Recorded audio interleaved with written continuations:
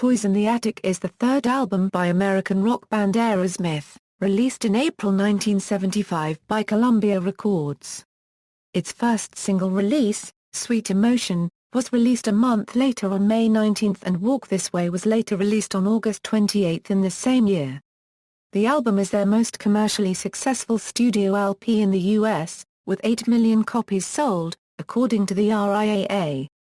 Steven Tyler said that his original idea for the album cover was a teddy bear sitting in the attic with its wrist cut and stuffing spread across the floor. They decided, in the end, to put all of the animals in instead.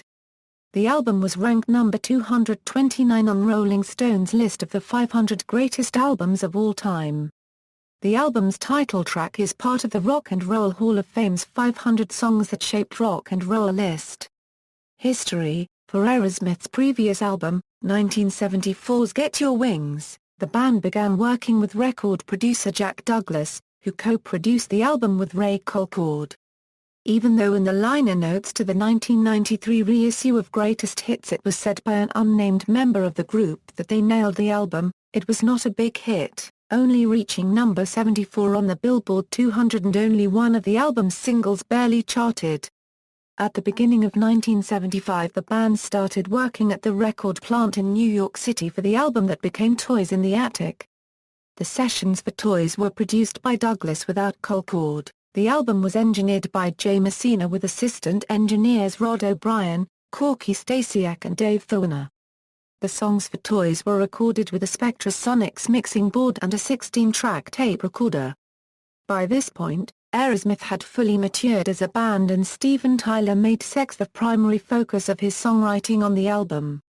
When Toys in the Attic was released in April 1975, it eventually made number 11 on the Billboard 200, a full 63 positions higher than Get Your Wings.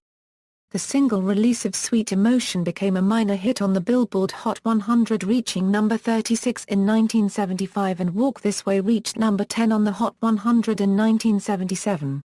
The album also introduced to contemporary audiences a rock and roll cover of Big 10-inch Record, which was originally an old R&B song recorded by Bull Moose Jackson in 1952. Rather than produce a rock reimagining, Aerosmith's cover largely stays true to the original song, down to its jazz-style instrumentation. The album would gain renewed attention in 1986, 11 years after its release, when the hip-hop group Run DMC covered Walk This Way, which helped revive Aerosmith's then flagging career as well as propel rap music to the mainstream.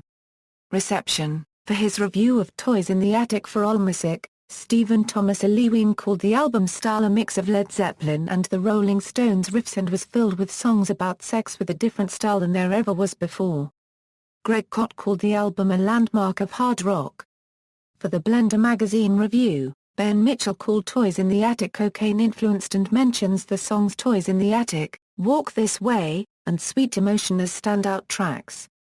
Track listing, personnel, per liner notes, cover versions. REM covered the song Toys in the Attic, released in 1986 as a B-side to Fall on Me.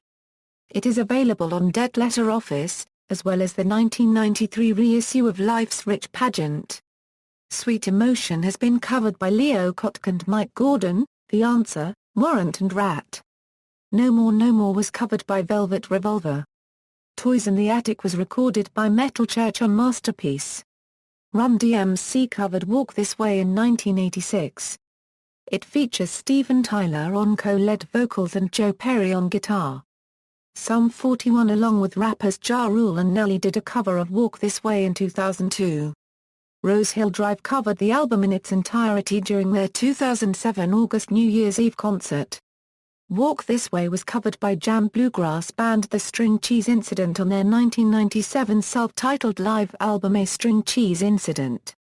Sweet Emotion was covered by ska band The Mighty Mighty Bosstones on their EP Where'd You Go? Mr. Blotto covered the album in its entirety on July 23, 2011, during their 12th Blotopia at Vassar Park, South Elgin, Eel. Charts, album, singles, certifications, references. External links, Toys in the Attic at Radio 3 Net.